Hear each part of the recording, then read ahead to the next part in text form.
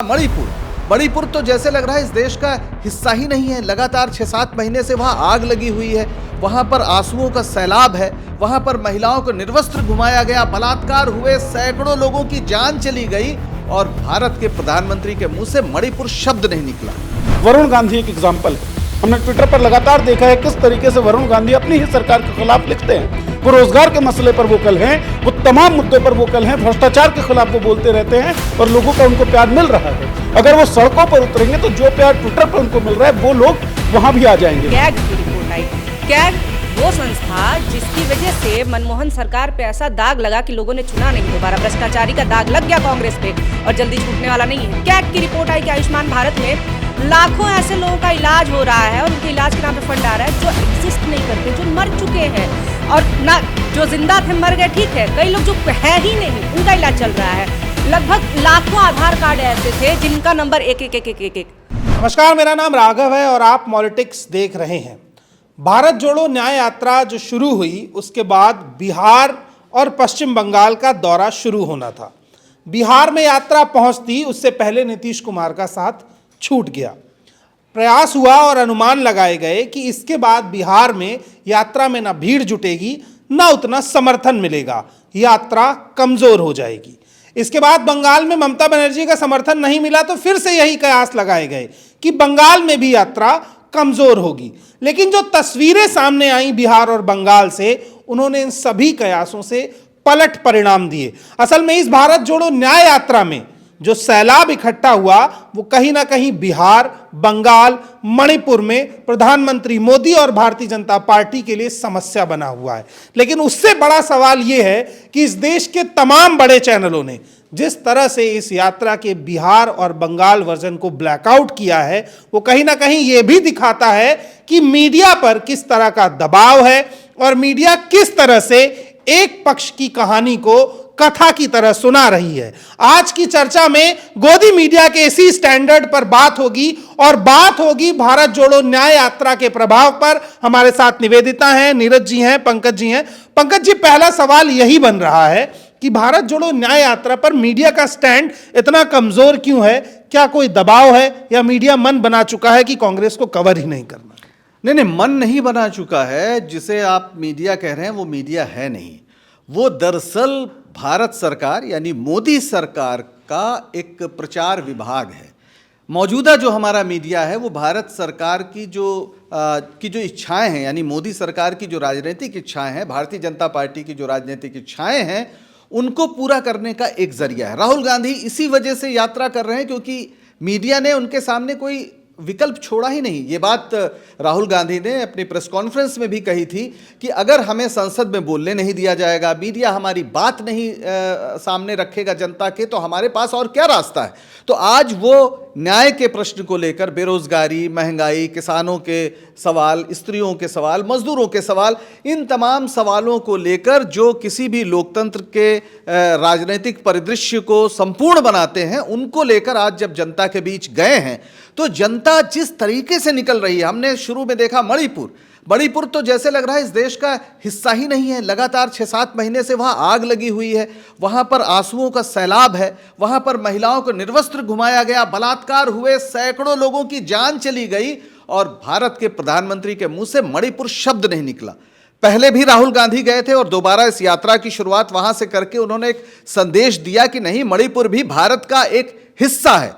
और डॉक्टर अंबेडकर ने बड़ी महत्वपूर्ण बात कही थी कि भारत राष्ट्र तभी हो सकता है जब आपका जो दर्द है, यानी मणिपुर का दर्द अगर मैनपुरी में न नजर आए तो फिर भारत राष्ट्र नहीं है। यानी एक कोने में जो पीड़ा है अगर आप उसको दूसरे कोने में महसूस नहीं करते हैं वहां के लोग, तो फिर भारत एक राष्ट्र नहीं है। राष्ट्र का मतलब है साझापन, दुखों का साझापन, सुखों का साझापन। तो राहुल गांधी जब आज इस प्रश्न को लेकर जा रहे हैं तो जनता का सैलाब उमड़ रहा है। लेकिन चूंकि मोदी का पूरा निर्देश है, भारत सरकार का पूरा निर्देश है, तो ये मीडिया वही काम कर रहा है कि उसको पूरी तरीके से ब्लैकआउट करो। शुरू में भी इन्होंने, आपने देखा होगा, जब भारत यात्रा शुरू की थी इन्होंने, भारत जोड़ो यात्रा, कन्याकुमारी से कश्मीर तक, तो उसका भी वही हाल था। सोशल मीडिया के जरिए हमने वो सारी तस्वीरें देखी और आज भी सोशल मीडिया के जरिए ही हम उन तमाम तस्वीरों को देख पा रहे हैं, जिससे पता चलता है कि जनता के बीच राहुल गांधी के उठाए हुए सवालों को बहुत ज्यादा तरजीह मिल रही है और यही भारत सरकार के लिए, मोदी सरकार के लिए बहुत बड़ी प्रॉब्लम है। आप जान लीजिए कि एक बात कही थी मुसोलिनी ने, जो इटली का तानाशाह था, उसने कहा था कि जो फासिज्म है वो और कुछ नहीं है, कॉरपोरेट और सरकार उसका नेक्सस है। और ये जो भारत में जिस तरह से फासिज्म आ रहा है, इसमें सरकार का मीडिया एक हिस्सा है, न सिर्फ हिस्सा है बल्कि भारतीय मीडिया जन आकांक्षाओं और जनता के खिलाफ एक घोषित युद्ध का नाम है। नीरज जी, सवाल दूसरा आपसे ये है कि जो ये कयास लगाए जा रहे थे कि नीतीश का जाना, ममता का साथ ना आना, यात्रा कमजोर पड़ेगी, कांग्रेस कमजोर पड़ेगी, ये नैरेटिव जो बना था, ये नैरेटिव क्या टूट रहा है या मजबूत हो रहा है?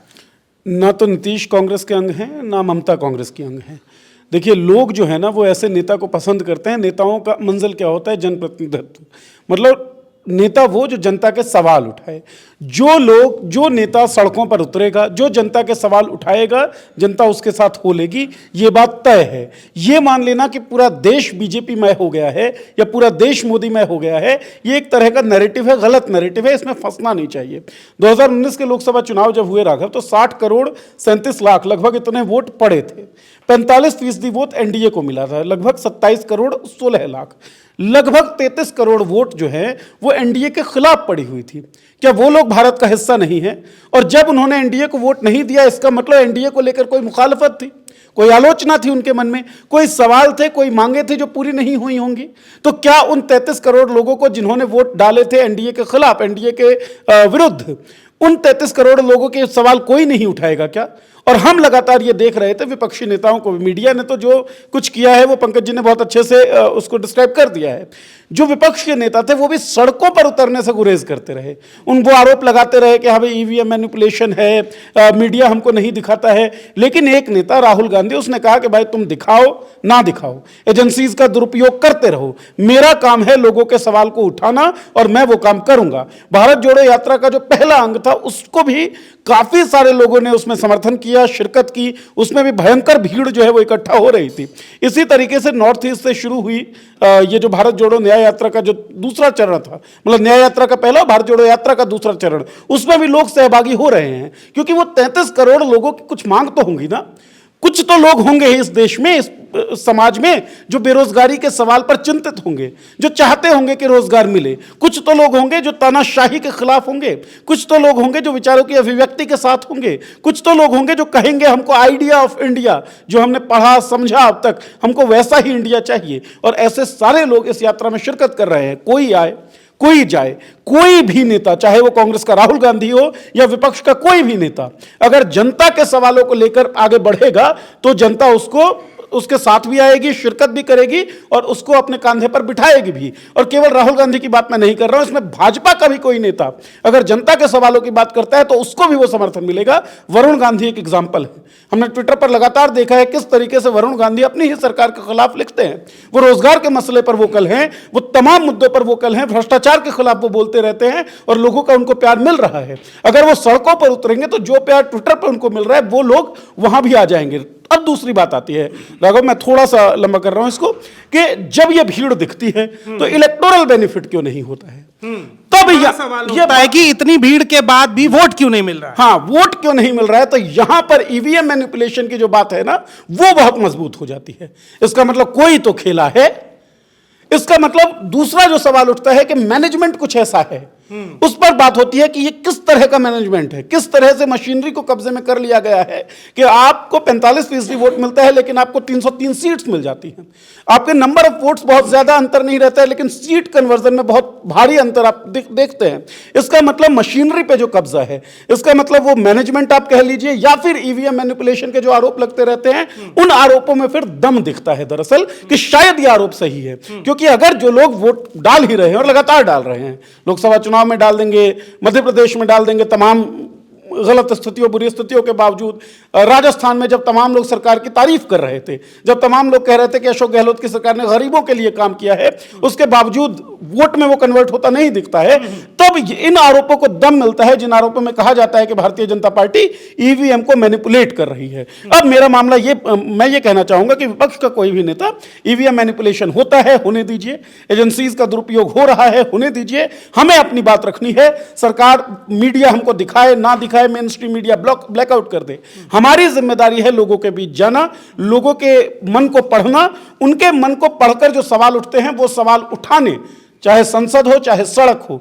यह काम जो विपक्षी नेता करेगा वो सफल होगा, भीड़ उसके साथ आएगी, लोग उसके साथ आएंगे। और यही कारण है नीतीश गए, ममता ने कहा कि भाई हम अकेले चुनाव लड़ेंगे बंगाल में, लेकिन कोई असर नहीं दिख रहा है, क्योंकि लोगों को पता है एक नेता उनके मन को पढ़ने आया है, एक नेता उनके सवालों को उठाने की कोशिश कर रहा है फिलहाल तक तो। निवेदिता, सवाल ये कि जो छोटे मसले हैं जिनका देश की पूरी नेशनल पॉलिटिक्स से कोई लेना देना नहीं है, चाहे वो ज्ञानवापी का मसला हो, चाहे बनारस के किसी छोटे मंदिर का मसला हो, वो मेन स्ट्रीम में है। इतनी बड़ी यात्रा चल रही है जो विपक्ष की सबसे बड़ी यात्रा है, उसका कवरेज मेन स्ट्रीम पर नहीं है। आप मीडिया में लंबे समय तक रही हैं, इस पूरे प्रकरण को जो मीडिया का एक ब्लैकआउट है उसको कैसे देख रही हैं? जी देखिए, मीडिया का ब्लैकआउट केवल विपक्ष के लिए नहीं है, सरकार की भी कुछ खबरों के लिए होता है। जैसे कि आयुष्मान भारत में घोटाले की खबर आई, कैग की रिपोर्ट आई। कैग वो संस्था जिसकी वजह से मनमोहन सरकार पे ऐसा दाग लगा कि लोगों ने चुना नहीं दोबारा, भ्रष्टाचारी का दाग लग गया कांग्रेस पे और जल्दी छूटने वाला नहीं है। कैग की रिपोर्ट आई कि आयुष्मान भारत में लाखों ऐसे लोगों का इलाज हो रहा है और उनके इलाज के नाम पे फंड आ रहा है जो एग्जिस्ट नहीं करते, जो मर चुके हैं, और ना जो जिंदा थे मर गए, ठीक है, कई लोग जो है ही नहीं उनका इलाज चल रहा है। लगभग लाखों आधार कार्ड ऐसे थे जिनका नंबर एक एक एक एक एक एक, ऐसे हजारों मोबाइल फोन थे जिनका नंबर 0000।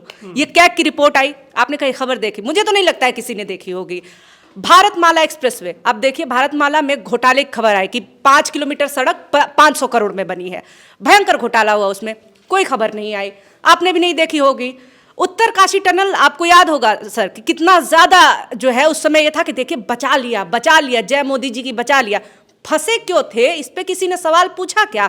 जो नवयुग कंपनी है वो समृद्धि एक्सप्रेसवे, पिछले ही साल समृद्धि एक्सप्रेसवे में दुर्घटना होती है, नवयुग कंपनी ही निर्माण करवा रही थी, टेंडर उसके पास था, ठीक, वहाँ पे कुछ इक्विपमेंट्स गिरते हैं, उसमें इंजीनियर्स वगैरह कई लोगों की मौत हो जाती है, उनके ऊपर 2 FIR होती हैं। उस FIR का क्या हुआ, किसी ने पूछा? उसके बाद से भी इन्हें उत्तरकाशी टनल का टेंडर कैसे मिल गया, किसी ने पूछा? तो ब्लैकआउट दोनों तरफ की खबरों का ये कर रहे हैं। इधर है विपक्ष के लिए है कि मुद्दे नहीं बनने चाहिए, और आप ये देखिए जब दिखाते भी हैं तो, जैसे हेमंत बिश्व शर्मा और राहुल गांधी के बीच में जब आसाम में यात्रा गई थी, जो आदान प्रदान बातचीत का था, उसमें इन्होंने इस बात को कम दिखाया कि राहुल गांधी ने कहा है कि भ्रष्ट है वो, उन्होंने इस बात को, ब्रेकिंग चली कि हेमंत बिश्व शर्मा ने कहा कि पूरा कांग्रेस परिवार ही भ्रष्ट है। तो कहाँ किसको कितना वजन देना है ये इन्हें पता है, क्योंकि इन्हें ऑर्डर ऊपर से आए होते हैं कि भैया इसको दिखाना है, इसको नहीं दिखाना है। ये आप ये देखिए कि सवाल पूछना किस तरह से इन्होंने छोड़ दिया है। जब 1 नेशन 1 इलेक्शन का जुमला आया था, 1 नेशन 1 इलेक्शन कराएंगे, क्यों? इसलिए कराएंगे क्योंकि चुनाव में खर्चा बहुत होता है। करता कौन है?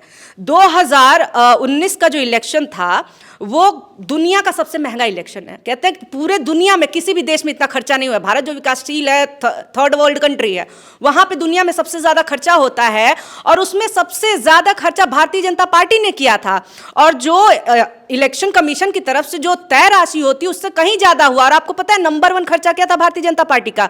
उन्होंने वोटरों को डायरेक्ट पैसे दिए हैं, ये रिपोर्ट्स में है।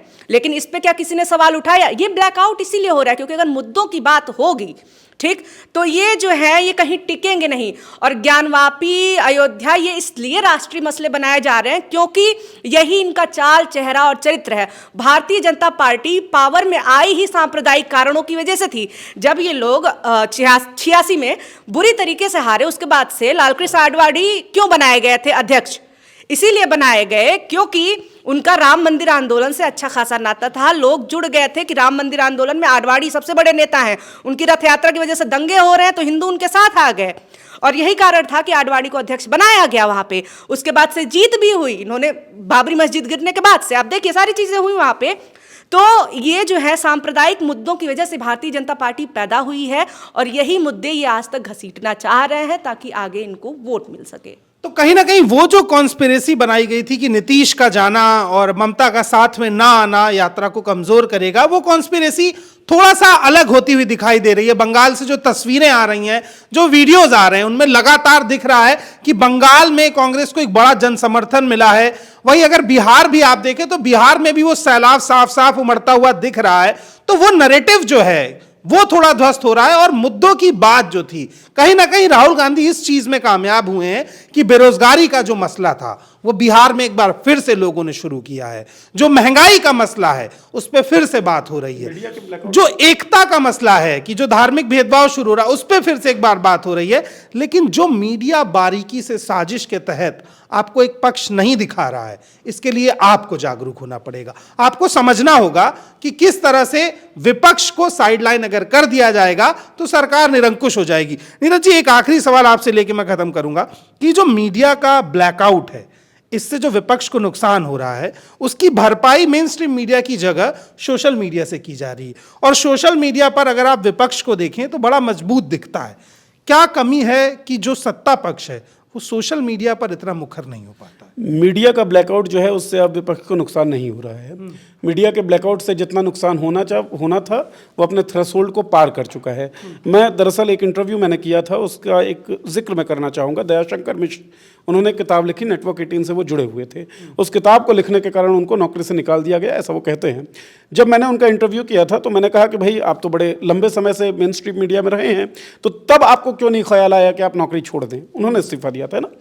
उन्होंने कहा कि नीरज भाई, मीडिया सरकार के संदेशों को चलाती है ये तो पता था, लेकिन मुझे ये नहीं पता था कि नेटवर्क 18 भारतीय जनता पार्टी की सरकार के साथ एक रस हो चुकी है। तो वो एक रास्ता जब आ जाती है ना, ये जब दयाशंकर मिश्र को पता पड़ता है जो वहां काम कर रहे हैं, तो ये बात उन लोगों को भी पड़ता है पता जो लोग उनको देख रहे होते हैं।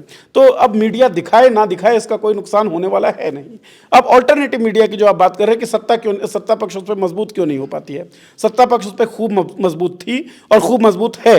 सोशल मीडिया पे व्हाट्सएप यूनिवर्सिटी का आपने नाम सुना होगा, लेकिन ऑल्टरनेटिव मीडिया का जो उदय हुआ है राघव, जो दयाशंकर मिश्र जैसे लोग पहले भी रहे होंगे, चाहे रवीश हो चाहे अजीत हो, वो अब टीवी पे नहीं हैं। वो लोग ऑल्टरनेटिव मीडिया के थ्रू अपनी बात का संवहन कर रहे हैं। वो लोग सवाल उठा रहे हैं। सवाल उठाने का काम जो पार्टियां कर रही हैं, जो नेता कर रहे हैं, वो वहां पर दिखते हैं, वो वहां पर मजबूत दिखते हैं। इसी तरीके से वो दर्शक जिनको टीवी मीडिया पे वो चीजें नहीं मिल पाती थी, वो सवाल नहीं मिल पाते थे, वो समीक्षाएं नहीं मिल पाती थी, उनको दिखी कि सवाल यहां मिल रहे हैं, समीक्षाएं यहां मिल रही हैं, तो उन लोगों ने इसको ग्रहण करना शुरू कर दिया। इसलिए ऑल्टरनेटिव मीडिया पे सत्ता पक्ष कमजोर दिखता है, क्योंकि उनके पास केवल झूठे नैरेटिव्स हैं, और विपक्ष मजबूत दिखता है क्योंकि विपक्ष के कुछ लोग अब भी सवाल पूछ रहे हैं, सरकार की आलोचना कर रहे हैं, तो केवल आलोचना भर नहीं कर रहे हैं, डेटाफुल इंसाइटफुल आलोचना कर रहे हैं। इसीलिए ऑल्टरनेटिव मीडिया का एक वर्ग मजबूत हुआ है और विपक्ष को इससे फायदा होता हुआ दिख रहा है। राघव, मैं आखिर में एक बात बहुत इंपॉर्टेंट है, विपक्ष का नुकसान नहीं हो रहा है, नुकसान भारत के लोकतंत्र का हो रहा है और खुद मीडिया का हो रहा है। यह खुदकुशी का रास्ता है। आज जो स्वतंत्र मीडिया का जो वैश्विक सूचकांक है उसमें भारत कहाँ है? 161वें नंबर पर। यानी आप कहते हैं दुनिया के सबसे बड़े लोकतंत्र है, मोदी जी अक्सर इस बात को कहते हैं। तो सबसे बड़े लोकतंत्र होने का मतलब ये भी है कि यहाँ पर मीडिया आज़ाद होना चाहिए। आप भारत के मीडिया को जब 161वें नंबर पे लटके हुए देखते हैं तो लगता है कि कोई खुदकुशी हुई है और ये फांसी पे लटका हुआ कोई शख्स है। तो भारत के मीडिया ने खुदकुशी की है और जनता ने उस पर भरोसा करना खत्म कर दिया है। इसीलिए सोशल मीडिया पे इतनी ज़्यादा हमको विपक्ष की खबरें दिख रही हैं। और एक बात और, सरकार बहुत सजग है। इसीलिए जो आईटी कानून आया है, जो अभी अदालत में जिस पे याचिकाएं भी दाखिल हुई हैं, उसमें सरकार यहां तक चली गई है कि जो पीआईबी, जो सरकार का प्रचार विभाग है, वो तय कर सकता है कि सोशल मीडिया पे कौन सी खबर हट जानी चाहिए, कौन सी चलनी चाहिए। यानी सरकार ये अधिकार भी अपने हाथ में लेना चाहती है। ये तो इमरजेंसी से भी ज्यादा बुरी स्थिति है या घोषित इमरजेंसी है। तो भारतीय लोकतंत्र को हलाल किया जा रहा है मोदी सरकार के जरिए, और मीडिया, उसमें जो मीडिया मालिक हैं वो पूरी तरह से शामिल हैं। उन्होंने खुदकुशी कर ली है। आज नहीं कल जब इस देश में लोकतंत्र का पुनरोदय होगा, जब ये सत्ता जाएगी, तो ये तमाम मीडिया मालिक, जैसे एक जमाने में जर्मनी में हुआ था, ये अदालत के कटघरे में खड़े होंगे, इन्हें सजा मिलेगी और जरूर मिलेगी। तो हमारा ये आज का डिस्कशन आपको कैसा लगा कमेंट बॉक्स में जरूर बताइए। बेल आइकन दबाइए और चैनल को सब्सक्राइब कीजिए ताकि ऐसी और अपडेट्स आपको मिलती रहें।